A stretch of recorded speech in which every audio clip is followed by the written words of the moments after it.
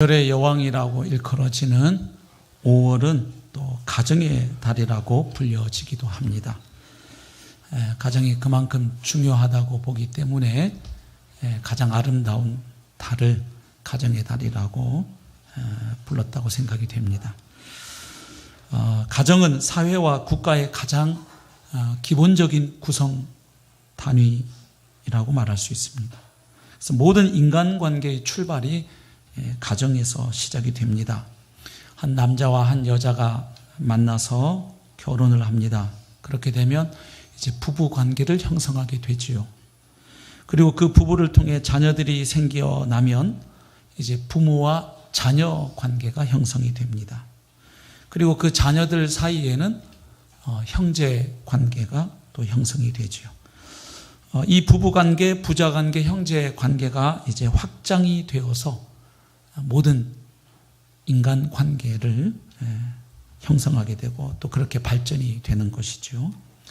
그래서 이번 5월 한 달은 이렇게 부부 관계, 부자 관계, 형제 관계, 그리고 또 우리가 속하여 있는 다양한 그 공동체, 다양한 그 인간 관계를 낳는 인간의 그 관계성에 대해서 좀 살펴보려고 합니다.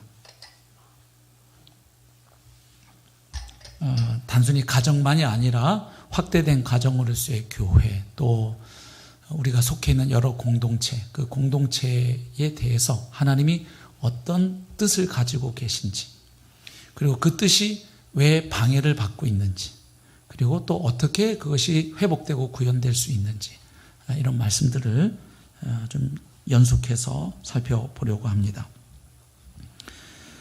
오늘은 인간이 왜 관계적 존재로 살아가게 되었는지 가장 근본적인 말씀을 먼저 첫 번째로 살펴보고자 합니다.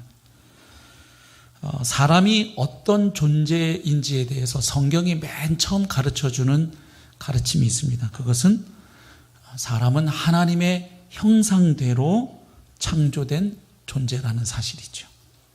하나님의 형상대로 창조되었다. 이 말 속에 두 가지가 동시에 담겨져 있는데, 하나는 인간은 그 어떤 피조물보다 존엄하고 고귀한 존재라는 사실입니다. 하나님의 형상이니까요. 그러나 그럼에도 불구하고 또 한 가지를 말해주는데, 그럼에도 불구하고 인간은 어디까지나 피조물이라는 사실입니다. 신이 아니라는 사실이죠. 그래서 하나님의 형상으로 창조된 인간, 이 말 속에는 인간 지위의 상한선과 하한선이 포함되어 있죠. 인간은 그 어떤 인간도 인간 밑으로 내려갈 수 없다는 것이죠. 하한선. 그럼에도 불구하고 인간은 상한선이 있습니다. 신의 자리에는 도달할 수 없는, 바로 이것을 담고 있는데, 오늘 좀 우리가 생각해 보려고 하는 것은 이 하나님의 형상으로서의 인간이 어떤 존재냐 하는 것입니다. 자, 창세기 1장 26절 보면 하나님이 사람을 창조하시기 전에 먼저 계획을 세우시는 그 장면을 보여주고 있습니다. 1장 26절, 하나님이 이르시되 우리의 형상을 따라 우리의 모양대로 우리가 사람을 만들고, 여기서 만들고는 만들었다는 게 아니라 만들자 하는 계획 단계입니다. 그리고 실제로 만드신 일은 27절에 기록이 되어 있죠. 자, 그래서 하나님께서 다른 피조물을 지으실 때는 이렇게 복잡한 과정을 겪지 않으셨습니다. 그렇죠? 그냥 빛이 있으라 하시면 그냥 빛이 있었어요. 근데 사람을 만드실 때에는 하나님이 말하자면 작전 회의를 하시는 겁니다. 우리가 이렇게 사람을 만들자. 근데 어떻게 만들겠다고 말씀하십니까? 우리의 형상을 따라 우리의 모양대로 우리가 사람을 만들자. 이렇게 말씀하십니다. 자, 여기에서 형상이라는 단어가 나오고 모양이라고 하는 단어가 나옵니다. 그래서 여기 형상이라고 하는 단어는 히브리어로 찾아보면 첼렘이라고 하는 단어인데, 그 뜻이 이런 뜻입니다. 그 히브리어 어근을 보면 자르다, 조각하다, 뭐 이런 뜻을 가지고 있습니다. 그러니까 형상이란 말은 어떤 대상을 원형으로 해서 자르고 조각한 어떤 모양 혹은 모형을 일컫는 단어가 형상입니다. 형상. 그 다음에 모양이라고 하는 단어는 히브리어로 테무트 하는 단어인데, 이 어근의 뜻은 무엇과 같다, 무엇과 비슷하다, 유사하다 이런 뜻을 가지고 있습니다. 그래서 모형이 그 원형을 닮았다는 뜻입니다. 모형이 원형과 비슷하다, 유사하다, 닮았다 이런 뜻입니다. 자, 그러면 인간이 하나님의 형상을 따라서 하나님의 모양대로 창조되었다는 말은 기본적으로 어떤 뜻을 가지고 있을까요? 두 가지 의미가 있습니다. 기본적인 뜻입니다. 그것은 인간은 누구를 닮은 존재이다? 하나님을 닮은 존재, 하나님과 비슷한 존재라는 뜻이 들어가 있습니다. 그리고 또 한 가지, 하나님과 비슷하기 때문에 그 결과 어떤 일이 일어날까요? 바로 하나님을 나타내고 반영하는 존재라는 뜻이 포함되어 있습니다. 즉, 이 땅에서 하나님을 반사하고 반영하는 대표자로 지음받았다 이런 뜻이죠. 자, 그래서 기본적인 뜻은 인간이 하나님의 형상, 하나님의 모양대로 지어졌다는 것은 인간은 하나님과 닮은 존재이고 따라서 하나님을 드러내고 나타내는 존재, 반영하는 존재 하는 뜻을 가지고 있습니다. 그러면 자연스럽게 이어지는 질문이 있지요. 그렇다면 인간은 어떤 면에서 하나님을 닮았을까? 그리고 인간은 어떻게 하나님을 나타내고 반영할 수 있을까? 피조물인데 어떻게 창조주를 인간이 나타내고 반사하고 반영할 수 있을까 하는 질문입니다. 다시 말하면 하나님의 형상의 구체적인 의미가 무엇이냐 하는 질문입니다. 아까 하나님의 형상의 기본적인 의미는 말씀을 드렸죠. 하나님과 닮은 존재, 그래서 하나님을 나타내는 존재, 이게 기본적인 의미인데 이제 구체적으로 들어가서 그러면 인간이 어떻게 하나님과 닮았고 어떻게 하나님을 나타내는 존재인가 하는 질문입니다. 그런데 성경을 읽어보시면 인간에 대한 성경의 첫 번째 정의가 하나님의 형상인데 성경은 하나님의 형상이 구체적으로 무엇인지 직접적으로 콕 집어서 말씀해주고 있지는 않아요. 그렇죠? 하나님의 형상은 첫째 이것이다, 둘째 이것이다, 셋째 이것이다 이렇게 직접적으로 찝어서 말씀을 하고 있지는 않아요. 그래서 성경을 읽으면서 하나님의 형상이 그러면 무엇일까? 여기에 대해서 다양한 논의가 있어져 왔던 것입니다. 대략 세 가지 견해로 모아집니다. 첫 번째는 이제 말하자면 실체적 관점 뭐 이렇게 표현하는데 인간 개개인의 수준에서 하나님의 형상을 이해하는 것입니다. 무슨 얘기냐면 인간 개개인이 가지고 있는 어떤 그 특징 혹은 특질 그것에서 하나님의 형상을 발견하려고 하는 입장입니다. 왜 이런 입장이 나왔냐 하면 창세기 1장을 쭉 읽어보시면 하나님께서 만드신 피조물 가운데 오직 한 피조물 인간만이 하나님의 형상으로 지어졌다고 기록되어 있어요.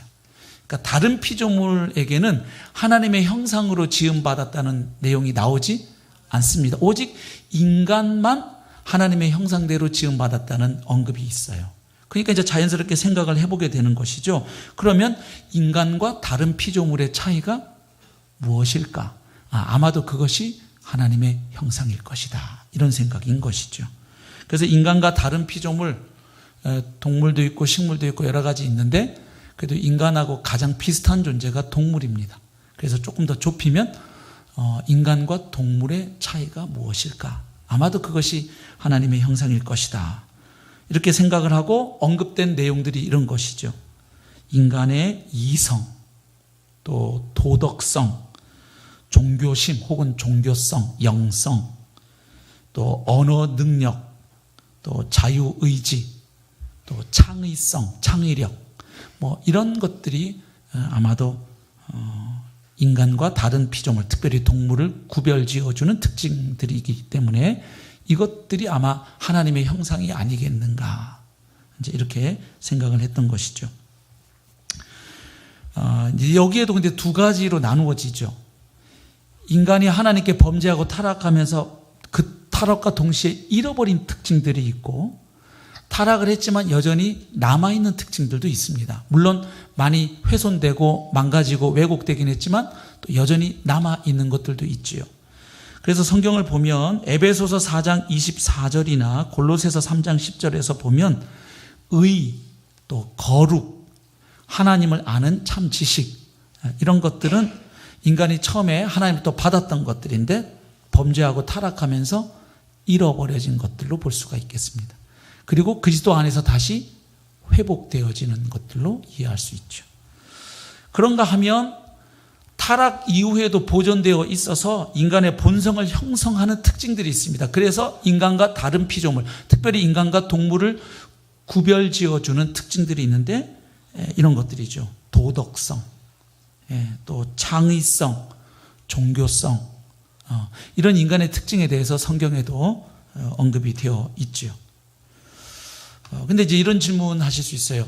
인간이 범죄하고 타락한 이후에도 인간은 하나님의 형상일 수 있을까? 하는 질문인데 어떻게 생각하시나요?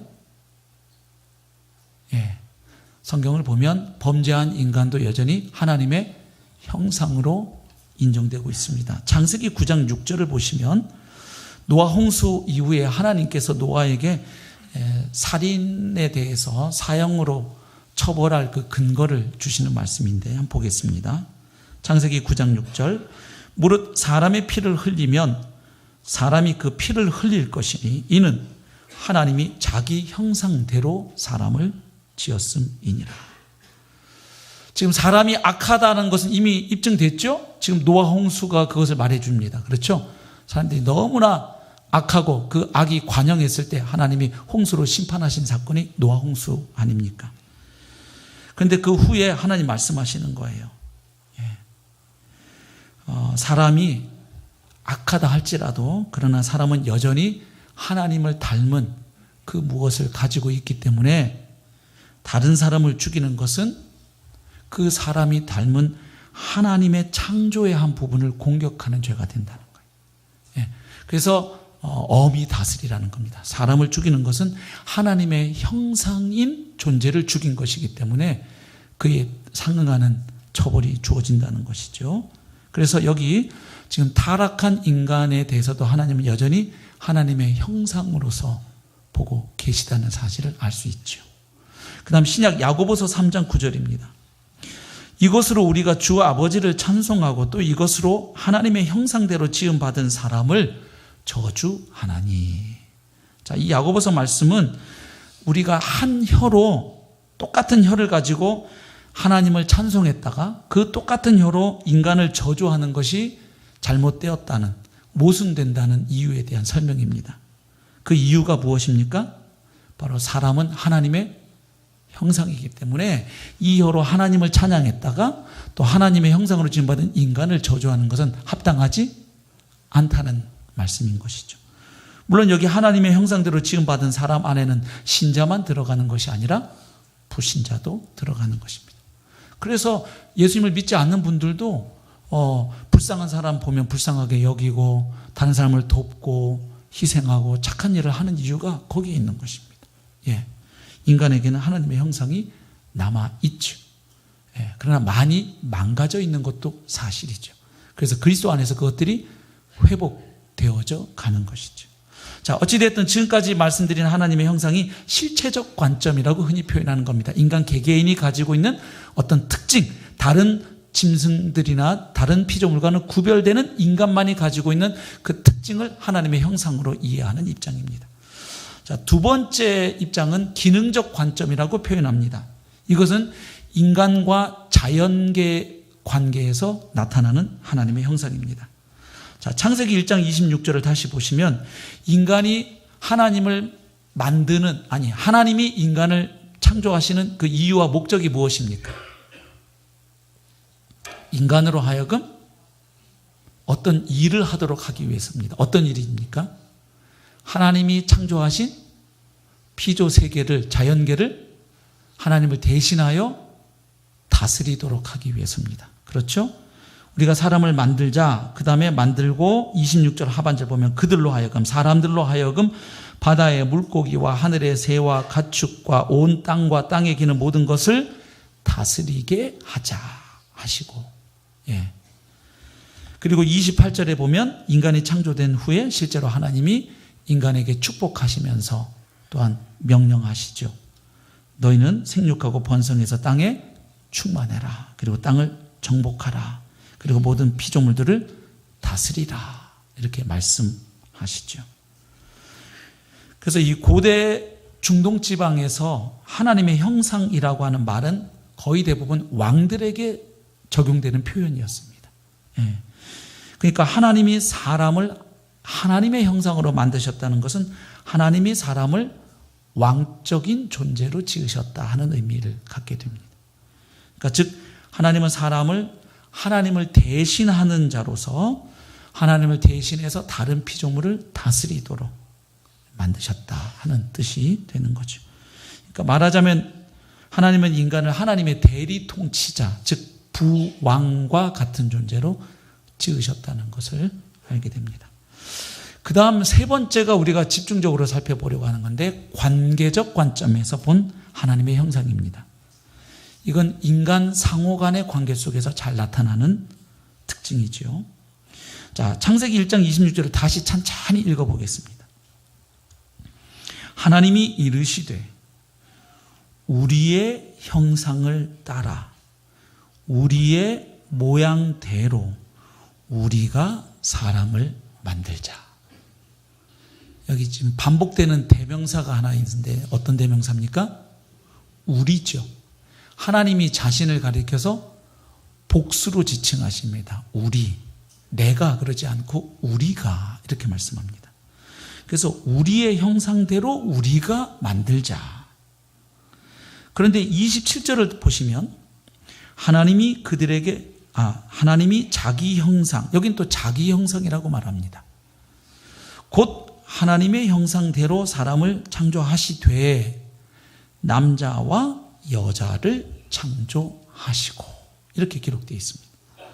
그러면 지금 26절과 27절을 이어서 읽어보시면 두 가지가 병행이 됩니다. 하나는 하나님의 형상대로 사람을 창조하신 것하고 사람이 남자와 여자로 창조된 것 두 가지가 병행되어 있습니다. 맞죠? 예. 즉 남자와 여자의 관계는 단순히 성적인 구별 그 이상의 의미를 갖는다는 거예요. 남자와 여자로 창조된 것이 뭐와 관계가 있다는 뜻인가요? 하나님의 형상과 관련이 있다는 거예요.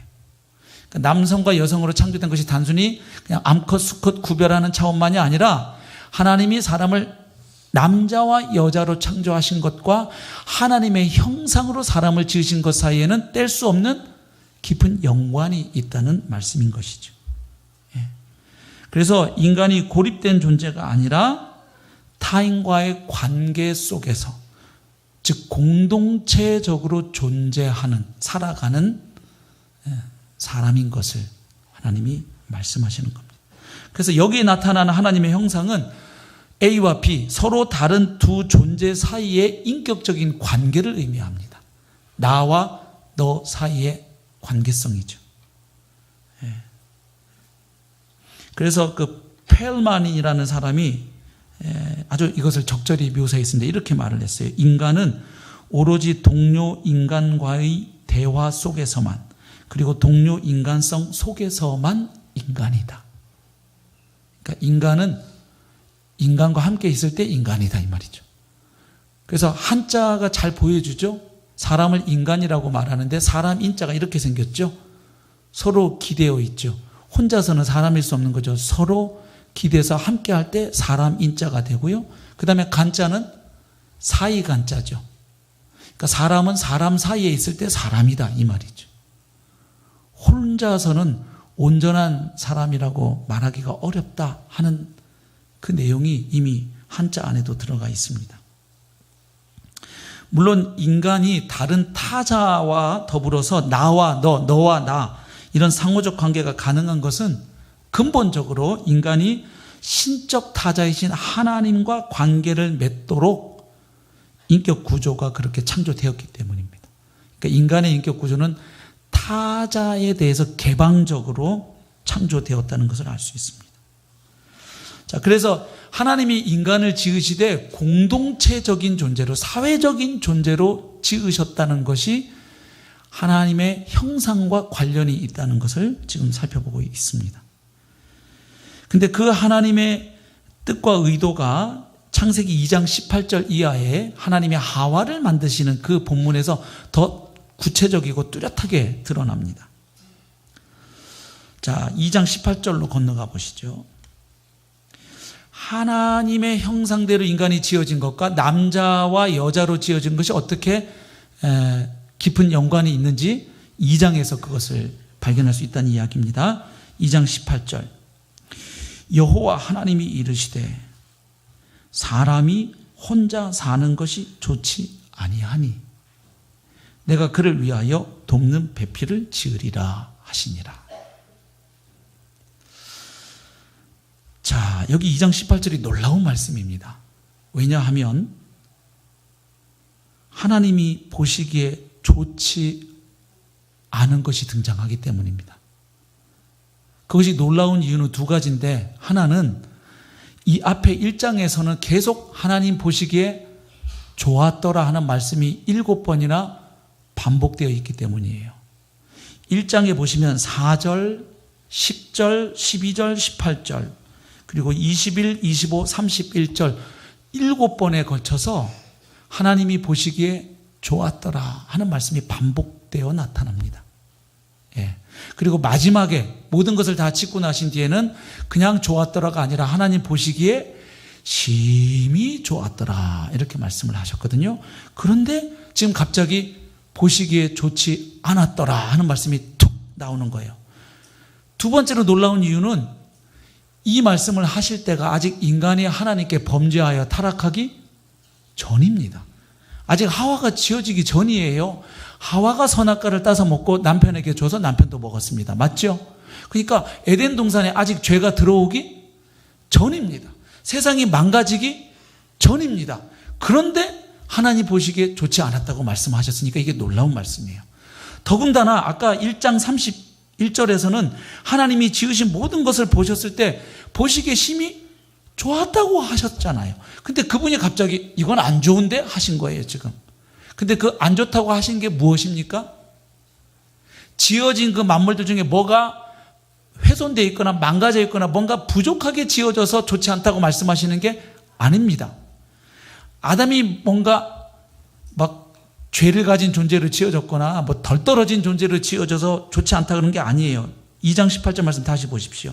여호와 하나님이 이르시되 뭐가 좋지 않습니까? 사람이 혼자 사는 것이, 독처하는 것이 좋지 아니하니. 그러니까 하나님이 좋지 않다고 선언하신 것은 지금 지어진 피조물 아담이 혼자였기 때문이라는 거예요.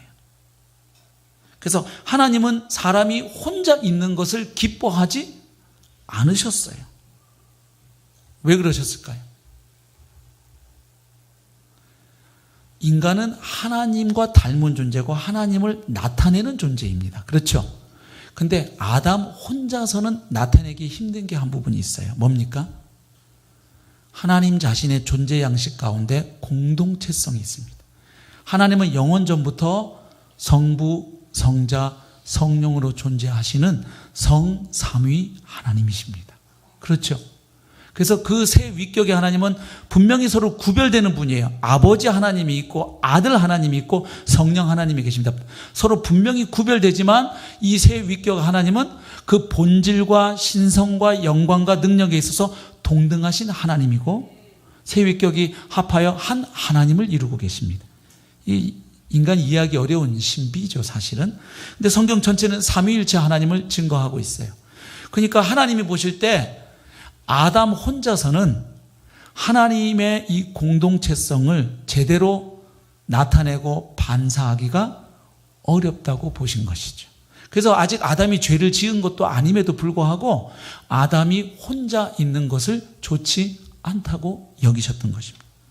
그래서 성경 전체는 삼위일체 하나님을 증거하지요. 신약에 가면 더 뚜렷하게 분명하게 증거하고요. 그런데요, 하나님이 복수로 공동체로 존재하신다는 것은 성경 다 뒤지지 않아도 창세기 첫 번째 세 구절에서도 이미 발견하게 됩니다. 이미 암시되어 있어요. 창세기 1장 1절 태초에 하나님이 천지를 창조하시니라. 여기 만물을 설계하시고 창조하신 하나님이 등장합니다. 모든 만물을 창조하신 위대한 디자이너가 바로 하나님이신 것을 말해줍니다. 근데 1장 2절에 가면 하나님 존재의 또 다른 측면이 등장합니다. 바로 하나님의 영입니다. 1장 2절, 땅이 혼돈하고 공허하며 흑암이 깊음 위에 있고 하나님의 영은, 하나님의 루아흐, 그 하나님의 영은 수면 위에 운행하시니라. 그래서 하나님의 영이, 성령이 이 태초의 창조사에게 하나님과 함께하고 계신 것을 보게 됩니다. 그 다음 1장 3절, 하나님이 이르시되 빛이 있으라 하시니 빛이 있었고, 그 다음 하나님의 창조행위가 나오는데 하나님은 계속해서 무엇으로 창조하십니까? 말씀으로 창조하십니다. 그래서 3절엔 하나님의 말씀이 나옵니다. 근데 요한복음에 가보면 태초에 계셨던, 하나님과 함께 계셨던 그 말씀이 바로 성자 하나님인 것을 증거하죠. 요한복음 1장 1절부터 봅니다. 태초에 말씀이 계시니라, 로고스가 계시니라. 근데 이 말씀이 하나님과 함께 계셨으니 이 말씀은 곧 하나님이시니라. 그러니까 무슨 얘기예요? 하나님이 있고 말씀이 계시는 거예요. 함께 있다는 건 서로 마주보고 있다는 거니까. 그런데 이 말씀이 곧 하나님이시라는 건 하나님과 구별되는 존재이시지만 또한 하나님과 뭐 하신 분이다? 동등하신 분이다 하는 의미죠. 그가 태초에 하나님과 함께 계셨고 만물이 그로 말미암아 지은 바 되었으니 지은 것이 하나도 그가 없이는 된 것이 없느니라. 그래서 말씀도 곧 창조사에게 함께 하셨다는 것을 말해주죠. 그리고 쭉 요한복음 본문이 진행되면 이 말씀이 누구이신지를 14절과 18절에서 말해주는데 바로 성육신하신 예수 그리스도이신 것을 말해줍니다. 그래서 신약 성경은 바로 예수님도 창조주였음을 증거하지요. 골로새서 1장 15절, 그는 보이지 아니하는 하나님의 형상이시요 모든 피조물보다 먼저 나신 이시니 만물이 그에게서 창조되되 하늘과 땅에서 보이는 것들과 보이지 않는 것들과 혹은 왕권들이나 주권들이나 통치자들이나 권세들이나 만물이 다 그로 말미암고 그를 위하여 창조되었고. 그렇죠. 히브리서 1장에서도 동일한 말씀을 합니다. 옛적의 선지자들을 통하여 여러 부분과 여러 모양으로 우리 조상들에게 말씀하신 하나님이 이 모든 날 마지막에는 아들을 통하여 우리에게 말씀하셨으니 이 아들을 만유의 상속자로 세우시고 또 그로 말미암아 모든 세계를 지으셨느니라. 그래서 하나님도 창조주이시고 예수님도 창조주이시고 성령님도 창조주이심을 성경은 증거합니다. 구원사에게 있어서도 이 세 위격의 하나님은 동역하셨죠. 하나님은 우리를 예수 그리스도 안에서 구원하기로 예정하시고 작정하셨습니다. 아멘. 그리고 예수님은 아버지 하나님의 뜻에 따라 이 땅에 오셨고 우리를 위하여 죽으시고 부활하심으로 구원사역을 이루셨습니다. 성취하셨습니다. 아버지의 뜻을 성취하셨습니다. 그리고 성령님께서는 그렇게 성취하신 예수 그리스도의 복음을 우리에게 적용시키셔서 그 예수를 믿는 자를 예수님과 연합시키셔서 예수의 죽음이 그의 죽음이 되게 하고 예수의 부활이 그의 부활이 되게 하십니다. 무엇보다도 성령은 사람을 거듭나게 하십니다. 그러니까 우리의 구원에 있어서도 성부, 성자, 성령이 함께 하시지만 성경이 또 하나 보여주는 건 창조 사역에 있어서도 성부, 성자, 성령이 함께 하셨음을 성경은 증거하지요. 구약 성경에 보면 욥기 33장 4절이나 시편 104편 30절에 보면 성령 하나님이 창조주이심을 증거하는 내용이 기록이 되어 있습니다. 자, 이렇게 볼 때 하나님 자신은 성부, 성자, 성령, 아버지, 아들, 성령 이렇게 세 위격으로 존재하시는 하나님이십니다. 그런데 하나님의 형상을 따라 지음받은 아담이 혼자서는, 아담도 똑똑하고 지혜롭고 여러 가지 훌륭한데 혼자서는 절대로 나타낼 수 없는 게 하나 있으니 그게 뭐냐면 공동체로 존재하시는 하나님입니다. 그래서 하나님은 인간에게 뭘 만들어주기를 원하셨죠? 바로 공동체를 만들어주기 원하셨습니다. 그래서 혼자 있는 것을 좋지 않다고 보신 하나님이 그것에 대한 대처를 하시는데, 대응을 하시는데 어떻게 대응하십니까? 사람이 혼자 사는 것이 좋지 아니하니 18절, 2장 18절입니다. 내가 그를 위하여 뭘 지으리라? 돕는 배필을 지으리라 하시니라. 아멘. 예. 근데 이 돕는 배필이라고 하는 단어를 남자분들이 많이 잘못 읽어왔죠. 돕는 배필 네 글자니까 네 글자로 해석한 거예요. 시다바리 이렇게. 예. 두 글자로 줄이면 하녀 뭐 이렇게. 예. 근데 여러분 여기에서 돕는 배필은 조력자라는 의미가 아닙니다. 세 가지 이유로 그것을 알 수 있어요. 첫 번째는 여기 하나님께서 아담에게 돕는 배필을 주시려는 이유에서 먼저 발견이 됩니다. 지금 하나님이 아담에게 돕는 배필을 지어주시려고 하는 이유가 무엇인가요? 잘 보세요. 이게 아니에요. 아담이, 남자가 너무 많은 일을 해가지고 지나치게 많은 일을 해서 그냥 과부하에 걸린 거예요. 그래서 지금 아담이 과로사하게 된 걸 하나님이 보신 거예요. 아이고, 저 아담 코피 흘리는 거 봐라. 쟤 혼자서 에덴 동산 관리하고 경작하느라고 아주 뼈가 빠지네. 쟤 혼자서 일하다가 뒀다가는 제가 골로 가겠구나. 안 되겠다. 내가 한 명 좀 옆에 조수 한 명 붙여줘야 되겠다. 그래서 아담 입장에서 마음대로 부릴 수 있는 하녀를 한 명 지어줘야 되겠다 하고 하와를 지으신 게 아닙니다. 여기 하나님이 돕는 배필을 지으려고 하시는 이유는 하나입니다. 본문에 뭡니까? 혼자 사는 것이 좋지 않았기 때문에 돕는 배필을 짓겠다는 거예요. 그러니까 여자 창조의 이유가 뭐냐면 남자가 혼자 있지 않도록 돕기 위해서예요. 그러니까 여기 하와를 지으시는 이유가 돕는 배필인데 하와가 아담을 돕는 방법이 뭐냐면 아담이 혼자 있지 않도록 돕는 거예요. 이해되세요? 예. 그러니까 아담이 혼자 있는 상태로부터 빠져나올 수 있도록 구출될 수 있도록 말하자면 구원자처럼 하와를 주시겠다는 거예요. 그 아담의 혼자 있는 상황에서 구출해 줄 사람으로 하와를 지으시겠다는 게 하나님의 뜻입니다. 예. 그러니까 공동체를 형성할 수 있도록 해주겠다는 거예요, 하나님은. 그러기 위해서는 반드시 아담에게 또 다른 어떤 존재가 필요하다는 거예요.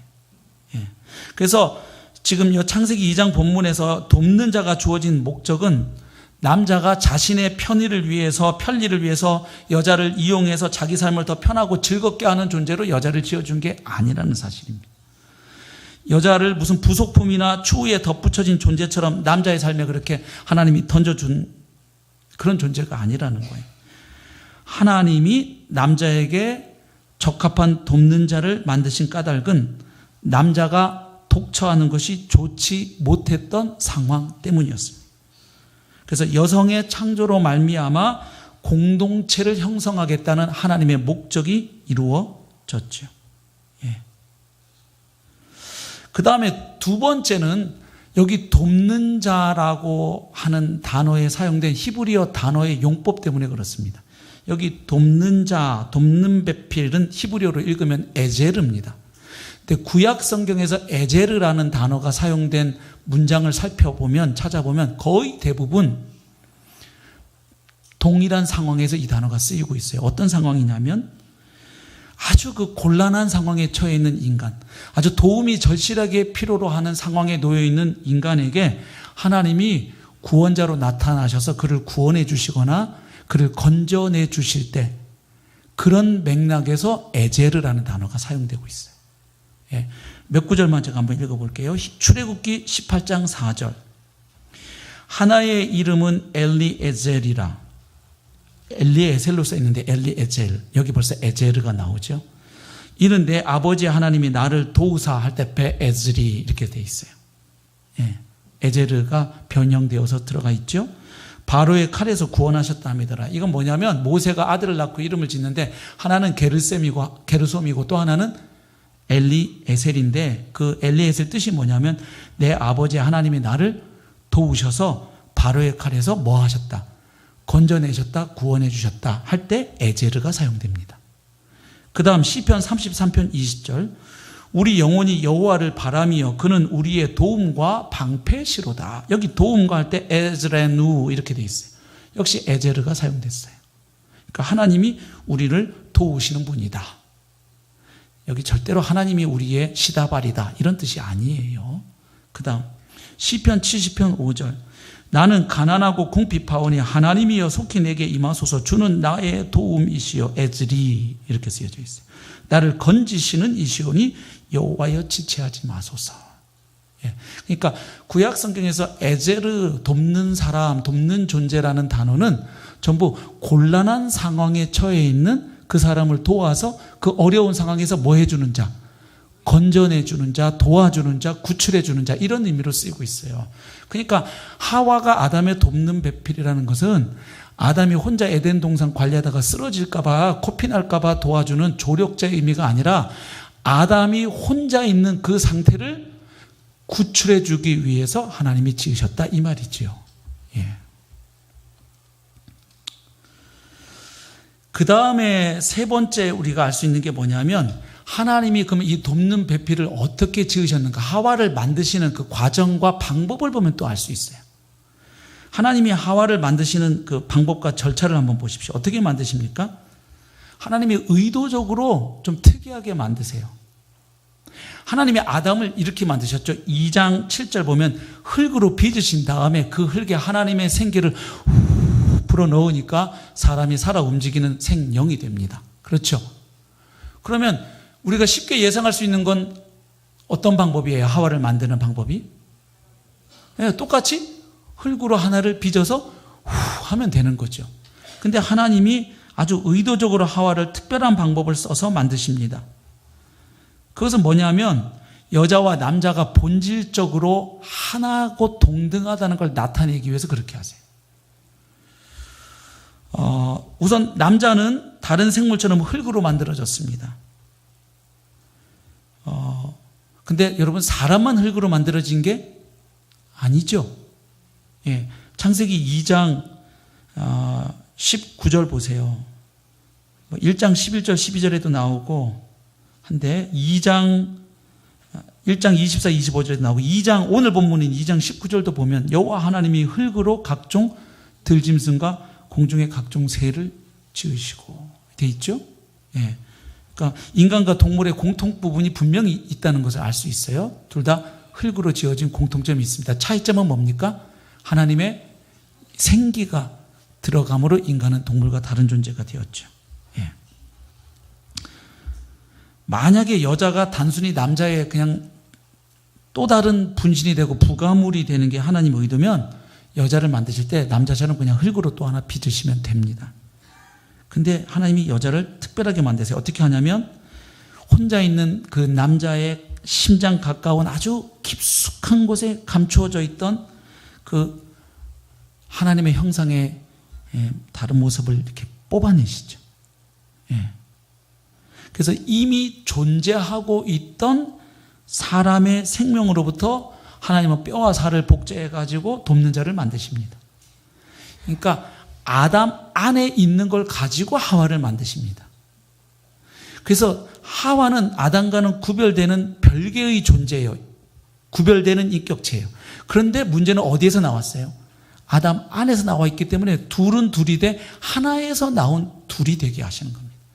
그러니까 별도로 흙을 빚어서 빚으면 아담은 아담이고 하와는 하와인데 하나님은 그렇게 만들지 않으시고 아담 안에서 끄집어내어 하와를 만드심으로 둘이면서도 하나에서 나온 둘이 되게 하신 겁니다. 그래서 이 둘이 다시 결합하게 되면 둘이 합하여 하나가 되는 관계를 만드시는 게 하나님의 뜻이었어요. 그래서 2장 24절에 보면 합하여 둘이 한 몸을 이룰지로다. 이게 가능한 이유가 하나에서 둘이 됐고 둘이 다시 결합하니까 하나가 되는 관계입니다. 특별하게 하나님이 하와를 만드십니다. 그래서 이 하나님의 의도를요 아담이 영특합니다. 바로 깨닫고 하와를 신부 입장을 딱 시키는 순간 바로 고백을 하죠. 뭐라고 고백합니까?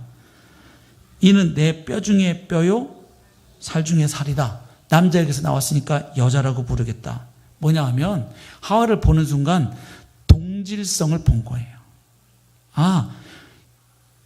이는 내 뼈 중에 뼈요 살 중에 살. 이걸 쉽게 번역하면 이런 거다. 이 뼈도 나의 뼈, 이 살도 나의 살. 이 말은 뭐냐면 인간으로서의 본질을 뭐 하고 있다? 서로 공유하고 있다는 거예요. 예. 나와 동등한 존재인의 이런 고백인 것이죠. 예. 그래서요, 여러분 2장 18절에서 하나님이 돕는 배필을 짓겠다고 하시고 상당히 번거로운 과정을 또 거치십니다. 하나님이. 여러분 2장 18절에서 2장 21절로 건너가 보시면 문맥이 어떨까요? 상당히 매끄럽죠. 보십시오. 내가 그를 위하여 돕는 배필을 지으리라 하시니라. 짓겠다. 18절. 그 다음 21절. 그래서 21절 여호와 하나님이 아담을 깊이 잠들게 하시니 잠들매 그가 그 갈빗대 하나를 취하고 살로 대신 채우시고. 얼마나 문맥이 자연스러워요. 근데 그 사이에 하나님이 모세를 통해서 뭘 기록해 놨습니까? 19절 20절을 기록해 놨는데 이게 하와 짓는 거하고 별로 관계없어 보이는 듯한 이야기가 기록되어 있어요. 그게 뭐냐면 각종 짐승들이 아담 앞에 지나가게 하시고 아담이 그 짐승들을 보고 하나하나 뭘 지어주는 거예요? 이름을 지어주는 이 얘기가 하와 짓는 이야기에 갑자기 생뚱맞게 등장을 합니다. 근데 이게 생뚱맞은 게 아니에요. 본문을 천천히 읽어보면 나와 있어요. 19절 여호와 하나님이 흙으로 각종 들짐승과 공중의 각종 새를 지으시고. 하나님이 짐승들 지으신 건 이미 1장에서 끝난 일입니다. 맞죠? 그런데 여기서 다시 하나님이 그 짐승들을 뭘로 지었다는 걸 또 다시 언급합니까? 흙으로 지었다는 걸 언급합니다. 왜일까요? 이 짐승도 아담의 돕는 배필이 될 후보에는 오를 수 있다는 거예요. 왜? 어떤 공통점이 있어요? 흙으로 지어졌잖아요. 그러니까 혹시 이 짐승들 중에 과연 아담의 혼자 있는 것을 극복하게 해줄 에제르가 있을까 하는 그 의문을 던지는 거예요. 그래서 아담이 이름을 하나하나 짓습니다. 그래서 그것이 그 동물들의 이름이 돼요. 그리고 20절을 다시 눈여겨보십시오. 아담이 모든 가축과 공중의 새와 들의 모든 짐승에게 이름을 주니라. 물론 여기 이름을 줬다는 건 또 한 가지 의미도 있습니다. 만물을 다스리는 권세를 가진 아담이 정말로 실제적으로 그 권세를 행사하고 있는 모습인 것을 보여주고 있어요. 그런데 그 다음에 특이한 구절이 하나 있습니다.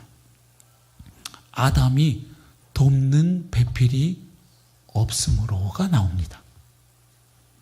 아담이 혼자 있는 건 이미 앞에서 언급된 내용이에요. 2장 18절에서 맞죠?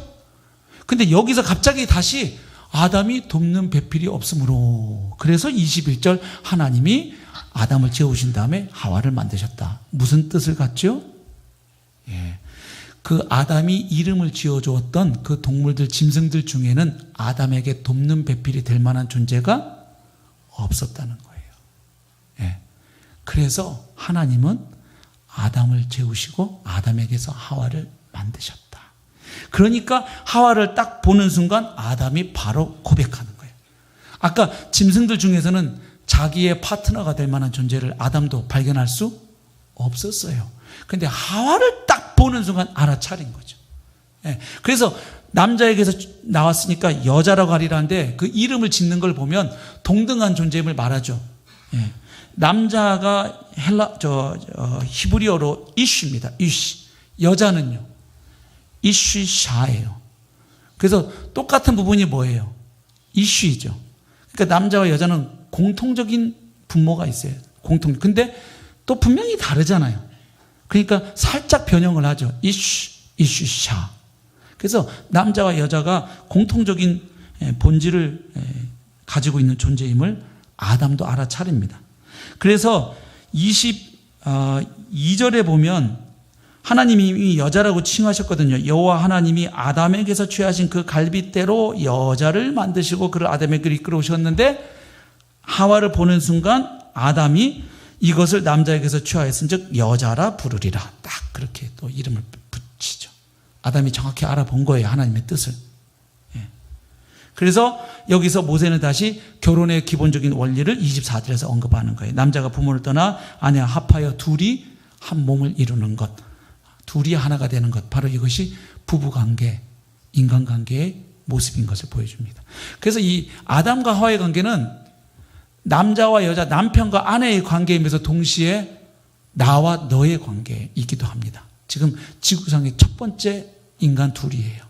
예. 그래서 이 본문은 단순하게 그냥 부부관계의 원리만을 보여주는 본문이 아니라 확장해서 보면 인간관계 혹은 공동체의 원리를 말해주는 본문이기도 합니다. 그래서 이 본문에서 우리가 공동체 혹은 인간관계의 세 가지 원리를 찾을 수 있는데, 첫 번째는 상보성입니다. 2장 18절에 나옵니다. 돕는 배필로 짓는다. 이 말은 남자는 여자 없이 온전치 못하고 여자도 남자 없이 온전치 못하는, 그래서 서로를 뭐하는 존재? 필요로 하는 상호 보완적 존재임을 말해줘요. 맞죠? 예. 그래서 인간은 혼자서만 고립해서 살 수 없고 반드시 상호 보완적인 존재로서 사회적 관계를 유지하며 살아가는 존재임을 보여줍니다. 그래서 사형을 빼놓고 인간에게 줄 수 있는 가장 독한 형벌이 뭐냐면 독방에 넣는 겁니다. 그 인간 존재를 거부당하는 거예요. 하나님이 인간을 이런 사회적 존재로 지어놨는데 그걸 차단당하는 겁니다. 근데 완전한 차단은 아닙니다. 왜냐하면 때 되면 또 거기에 밥도 갖다 줍니다.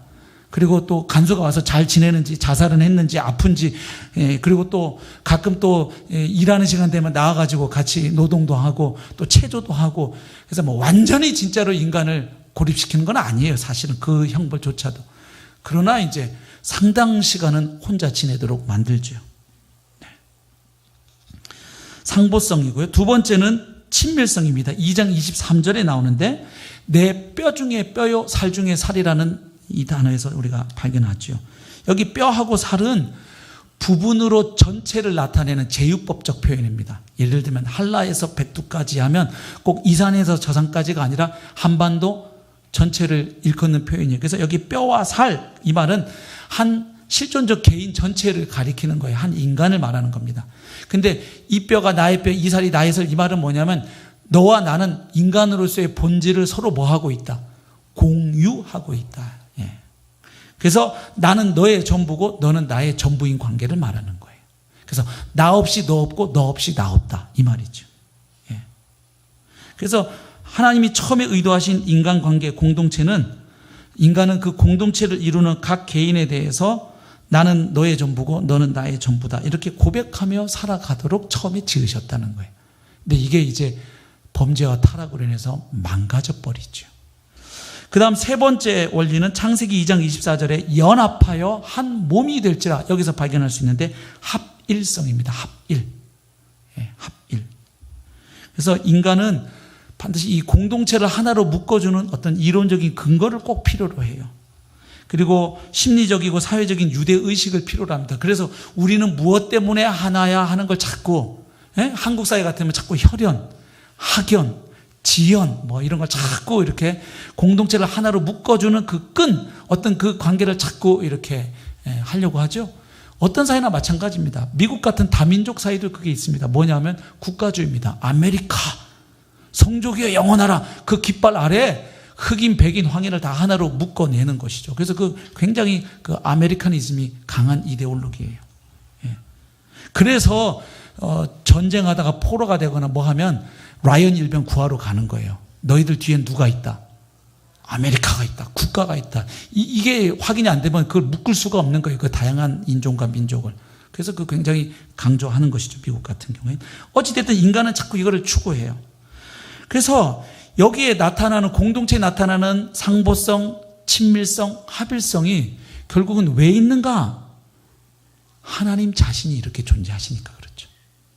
하나님은 성부, 성자, 성령 서로 협력해서 상호 보완하면서 사역을 함께 하십니다. 맞죠?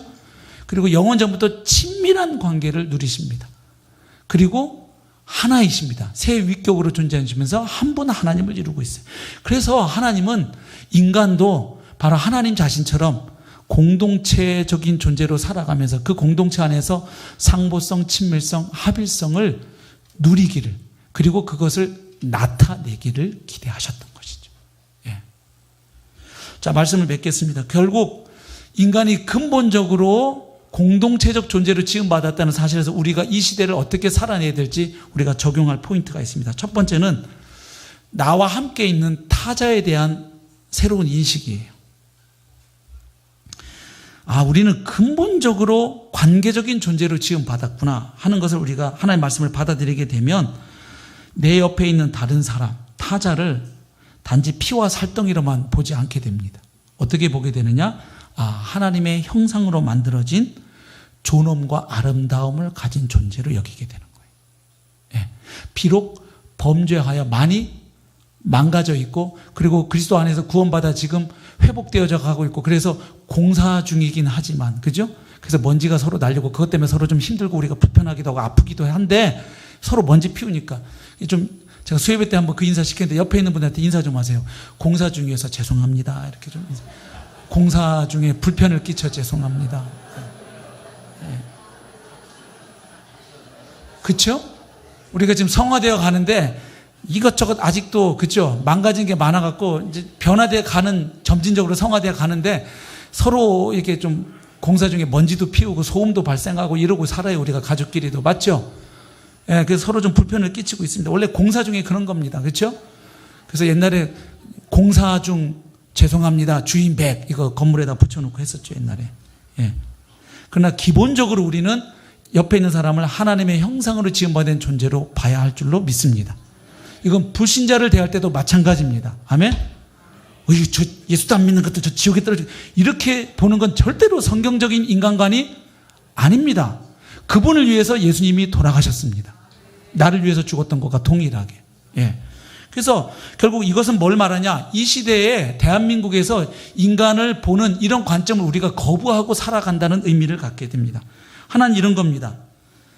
대한민국 사회는 욕망을 통제해서 인간을 아주 소비적인 주체로 전락시키는 이 천박한 자본주의가 지배하는 사회입니다. 그래서 인간을 철저하게 자본에 종속시켜서 봅니다. 그래서 인간을 볼 때 저 사람 연봉 얼마짜리야? 차 얼마짜리 끌고 다녀? 아파트 몇 평에 살아?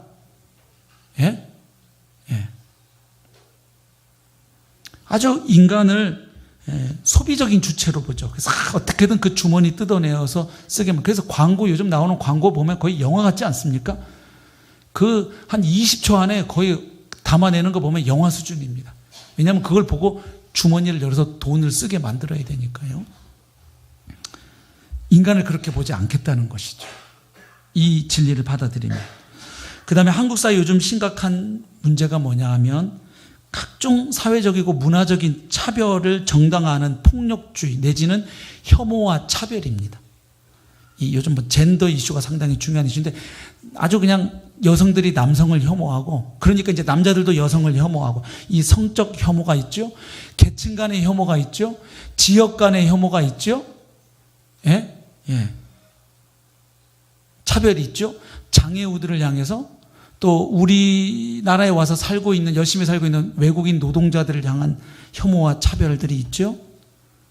그래서 막 무슨 충 막 이런 발언들이 있어요. 그래서 대학교에 지역 균형 선발로 합격해서 들어가면 지균충 이런 말도 들어보셨어요? 별 충이 많아요.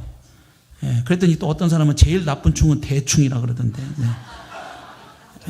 대충 하는 거. 이거 인간끼리 서로 막 차별하는 거예요. 자꾸 이 좁은 땅덩어리 안에서 계속 나눠요. 너 강남 살아? 강북 살아? 너 전라도야? 경상도야? 경기도야? 충청도야? 제주도야? 밝혀. 막 이런 거. 너 어느 학교 나왔어? 계속 이런 것들. 그 다음에 인간 존재나 인간의 의식도 진화의 부산물로 보는 이 과학적인 환원주의 거부해야 하는 것이죠.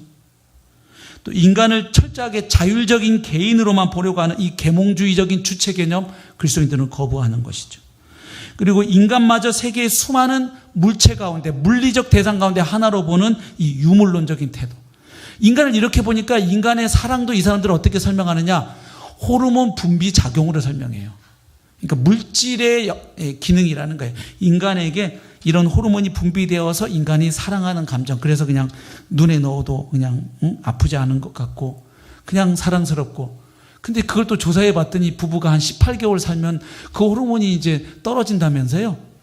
그래서 손을 잡아도 이게 내 손인지 저 손인지 잘, 이게 그전에는 막 2만 볼트 전류가 통했는데, 그래가지고 그 사랑의 유효기간은 18개월이다 뭐 이런 말도 해요. 그때부터 뭘로 살아야 되는 걸까요?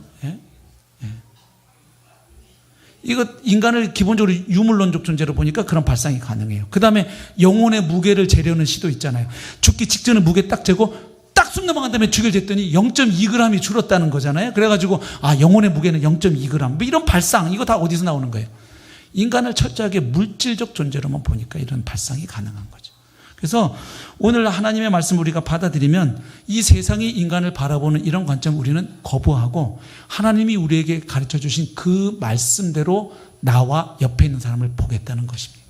그리고 또 하나는 우리 현대인에게 너무 익숙한 개인주의적 신앙생활을 탈피해야 된다는 것을 말해줘. 현대인들은 너나 할 것 없이 굉장히 우리는 개인주의적 생활 양식에 익숙해져 있습니다. 그래서 이게 누가 이 경계를 넘어 들어오면 우리는 굉장히 불편해야 합니다. 그렇죠? 예.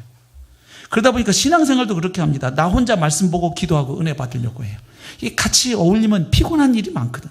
그리고 서로 실망하고 상처받으니까 제가 다가가면 주일날 안녕하세요 이럴 땐 천사 같았는데 이게 목장 안에서 같이 밥을 하고 청소를 하고 체육대회를 같이 해보니까 성질이 다 나오는 거야. 그리고 막 탁구 치면 성질 다 나오잖아요. 막 이 볼링 치면 다 나오지 막. 그렇게 천사 같은 사람인데 그냥 승부욕에 불타서 그냥 막 나를 어떻게든 밟으려고 하는 막 그 인간성을 보잖아요. 우리가 운동하면 다음 주 체육대회 때 제발 그런 일이 없기를 주여. 예. 예. 그러다 보니까 신앙생활도 자꾸 혼자 하려고 그래요. 근데 성경은 우리에게 말해주세요. 혼자서 할 수 없는 게 두 개 있는데 결혼생활하고 신앙생활이에요. 신약 성경에 서로 무엇하라는 명령이 50번 이상 나오는데 그거 다 무시하겠다는 거잖아요. 예, 그래서 우리가 목장 안에 들어오기를 거부하는 분들 빨리 목장 안에 신고하고 들어오시길 축복합니다. 예, 그리고 목장 안에 이름이 있어도 1년에 한 번 연례 모임으로 만족하는 분들은 조금 더 자주 오시기 바랍니다. 예, 좀 계절에 한 번은 나타나 주시고요. 계절에 한 번 나타나신 분들은 한 달에 한 번 오시고 한 달에 한 번 오시는 분들은 일주일에 한 번씩 모이시고 예. 정말 그래서 이제는 우리가 영적인 가족이구나 경험되는 분들은 서로 떨어져 있을 때도 같이 기도해주고 카톡으로 말씀 나누시고 계속 더 그 하나됨을 이루어가시기를 축복합니다. 예수님 안 믿는 사람들, 이 에덴 동산에서 쫓겨나 에덴 동쪽에 거하는 타락한 인간들도요, 이게 하나님의 형상으로 지음받아서 그런지 충만한 이 관계성에 대한 욕망을 다 가지고 살아갑니다. 그래서 이 철학자와 시인들 보면은 너를 통해서 나를 회복하는 모습을 많이 형상화해요. 제가 시 하나 읽고 마치겠습니다. 신보선 시인의 나라는 말이라는 시 가운데 한 부분만 읽겠습니다. 하지만 내가 나라는 말을 가장 숭배할 때는 그 말이 당신의 귀를 통과하여 당신의 온 몸을 한 바퀴 돈 후 당신의 입을 통해 너라는 말로 내게 되돌려질 때입니다. 나는 압니다. 당신이 없다면 나는 나를 말할 때마다 무로 향하는 컴컴한 돌 계단을 한 칸씩 밟아 내려가겠지요. 그러니까 너로 인해서 나가 나 된다는 고백이죠. 예. 너를 통해 나라는 말의 의미를 찾아가는 과정을 정말 잘 묘사해 놓은 시라고 생각이 됩니다. 하나님이 예수 그리스도 안에서 바로 이것을 우리에게 회복해 주기 위해 그분을 보내주셨다고 믿습니다. 이것을 가족관계 안에서 공동체 안에 신앙 공동체 또 사회에서 하나님을 하신 여러 공동체 안에서 이것들을 점점 회복해 가는 일에 쓰임받는 저와 여러분이 되시기를 축복합니다. 우리 노래를 부를 건데요. 형제의 모습 속에 보이는 부를 때 혹시 부부로 지금 같이 앉아 계신 분들은 옆에 계신 그분은 원수가 아니거든요. 예, 그 남자분 그 여자를 향해서 형제의 모습 속에 보이는 자매의 모습 속에 보이는 그 다음에 또 혼자 오신 분들도 많이 계시잖아요. 예, 우린 다 같은 영적 한 가족이에요. 그래서 서로를 향해서 비록 좀 망가져 있고 공사 중이긴 해도 하나님의 형상이 있는 고귀한 존재니까 같이 좀 고백하고 축복합시다. 형제의